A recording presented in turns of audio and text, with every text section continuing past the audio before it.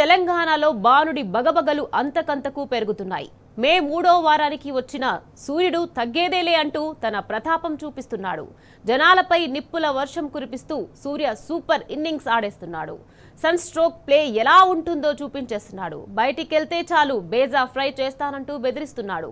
మరికొన్ని రోజుల్లో నైరుతి రుతుపవనాలు కేరళలో తాకుతాయని ఐఎండీ చల్లని కబురు చెప్పిందనుకునే లోపే మరో 4 రోజులు హీట్ వేవ్స్ తప్పవంటూ బాంబు పేల్చింది.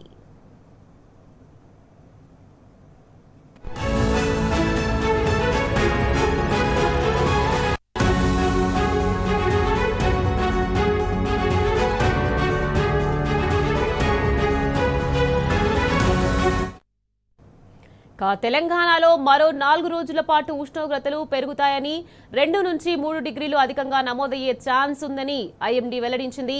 ఉత్తర తెలంగాణలో వడగాల్పులు వీస్తాయని హెచ్చరించింది. పలు జిల్లాలకు రెడ్ అలర్ట్ జారీ చేసింది.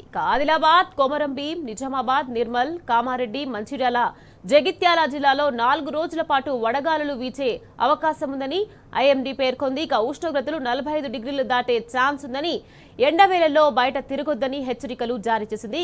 మహబూబాబాద్, సూర్యాపేట, భద్రాద్రి, కొత్తగూడెం, కరీంనగర్ జిల్లాల్లో 2 రోజుల పాటు హీట్ వేవ్స్ కొనసాగే అవకాశం ఉందని వెల్లడించింది.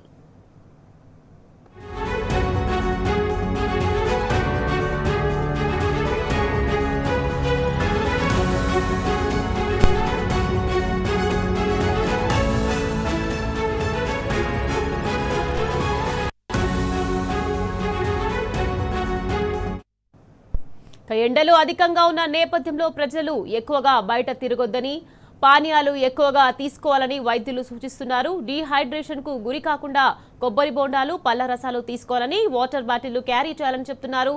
దీర్ఘకాలిక వ్యాధులున్న వారు అత్యవసరమైతే తప్ప బయట తిరగొద్దని చెప్తున్నారు.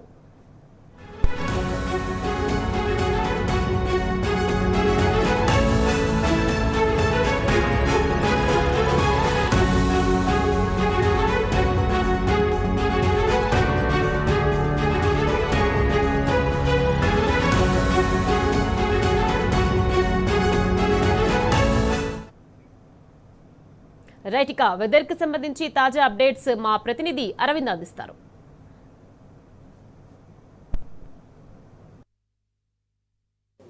ఏదైతే తెలంగాణ రాష్ట్రంలో ఇప్పటికే గరిష్ట స్థాయిలో ఉష్ణోగ్రతలు కూడా నమోదవుతున్నాయి. కొన్ని ప్రాంతాల్లో ద్రోణి ప్రభావంతో కూడా అక్కడక్కడ ఉరుములు మెరుపులతో కూడా వర్షపాతం కూడా నమోదయ్యే అవకాశాలు కూడా ఉన్నాయంటూ వాతావరణ శాఖ అధికారి తెలుపుతున్నారు. మనతోని వాతావరణ శాఖ అధికారి ధర్మరాజు గారు ఉన్నారు. వారిని అడిగి తెలుసును. సార్, ప్రధానంగా ఇప్పటివరకు ఎండ తీవ్రత ఏ విధంగా ఉంది? దాదాపుగా గరిష్ట స్థాయిగా ఎంత నమోదవుతుంది సార్?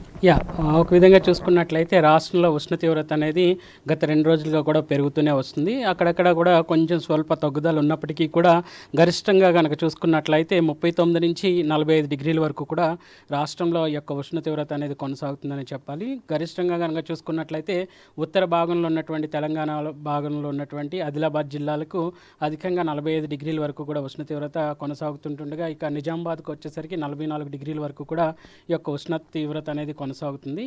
ఇంకా మెదక్లోను ఇంకా చూసుకున్నట్లయితే రామగుండంలో సుమారు 42 డిగ్రీల వరకు కూడా కొనసాగుతూ, ఇంకా సిటీ పరంగా కూడా చూసుకున్నట్లయితే సుమారు 40 డిగ్రీల వరకు కూడా సిటీలోను, ఇంకా సిటీ చుట్టుపక్కల పరిసర ప్రాంతాలు కనుక చూసుకున్నట్లయితే హైత్ నగర్ కానీ, రాజేంద్ర నగర్ కానీ, ఇంకా పటాన్ చెరువు పరిసర ప్రాంతాల్లో 39 డిగ్రీల నుంచి 40 డిగ్రీల వరకు కూడా ఈ యొక్క ఉష్ణ తీవ్రత అనేది కొనసాగుతుంది. ఏదైనప్పటికీ కూడా రానున్న 4-5 రోజులు కూడా ఉష్ణ తీవ్రత క్రమేపీ పెరుగుదల అనేది కనిపిస్తుంది. ఒక విధంగా దిగువ స్థాయిలో వీచేటువంటి పొడిబారినటువంటి గాలులతో పాటు ఒక విధంగా వాయువ్య దిశ గాలులు కూడా ఈ కూడా తోడవడం వల్ల ఈ గాలిలో తేమ శాతం తగ్గుదల వల్ల కూడా ఒక విధంగా ఈ యొక్క ఎండవేయడం వాతావరణం అనేది అసౌకర్యంగాను అలాగే ఉక్కబోతగా ఎక్కువగా ఉండే అవకాశాలు కూడా కనిపిస్తున్నాయి. సార్, ప్రధానంగా ఎన్ని జిల్లాలకు రెడ్ అలర్ట్ జారీ చేశారు సార్? ఒక విధంగా చూసుకున్నట్లయితే ఉమ్మడి ఆదిలాబాద్ జిల్లాలో ఉన్నటువంటి ఆదిలాబాద్, కొమరంభీం, ఆసిఫాబాద్, నిర్మల్, మంచిర్యాల్, జగిత్యాల్, నిజామాబాద్, ఇంకా చూసుకున్నట్లయితే కరీంనగర్, ఈ కామారెడ్డి జిల్లాలకు సుమారు ఈ యొక్క జిల్లాలకు ఈరోజు అంచనా ప్రకారం ఇక్కడ చూసుకున్నట్లయితే 45 డిగ్రీల వరకు కూడా పైపెచ్చు ఎండ తీవ్రత నమోదయ్యి, మిగిలిన జిల్లాలు కనుక చూసుకున్నట్లయితే 41 నుంచి 44 డిగ్రీల వరకు కూడా ఎండ తీవ్రత కొనసాగే అవకాశం అయితే కనిపిస్తుంది. ఏదైనప్పటికీ కూడా రెండో రోజు ఇటు ఉమ్మడి ఆదిలాబాద్ జిల్లాలతో పాటు ఇటు కరీంనగర్, ఇంకా చూసుకున్నట్లయితే ఖమ్మం, రాజన్న సిరిసిల్లతో పాటు నల్గొండ, సూర్యాపేటలో కూడా ఎండ తీవ్రత కొనసాగి ఇట్లాంటి వాతావరణ సూచనలు అనేవి ఇటు అనగా ఒక విధంగా 21కి కూడా కొనసాగే అవకాశం అయితే కనిపిస్తుంది. సార్ ప్రధానంగా ద్రోణి ప్రభావంతో వర్షపాతం అయినా నమోదయ్యే అవకాశాలు ఉన్నాయి సార్. ఒక విధంగా చూసుకున్నట్లయితే గత 2-3 రోజులుగా కూడా రాష్ట్ర సరిహద్దుల్లో ఒక ద్రోణి, అలాగే చూసుకున్నట్లయితే ఒక ఉపరితల చక్రవాకం కూడా కొనసాగుతున్నాయి. వీటితో పాటు కనుక చూసుకున్నట్లయితే ఇప్పటికే నైరుతి ఋతుపవనాలు అనేవి అండమాన్ నికోబార్ దీవులను దక్షిణ బంగాళాఖాతం వరకు కూడా మొన్నటి వరకు వ్యాపించి, ఈ రోజు కనుక చూసుకున్నట్లయితే ఉత్తర బంగాళాఖాతం కూడా ఇవి వ్యాపించాయని చెప్పొచ్చు. ఇంకా చూసుకున్నట్లయితే ఇటు అండమాన్ సీ వరకు కూడా ఈ వ్యాపించడం అనేది కూడా చూడొచ్చు.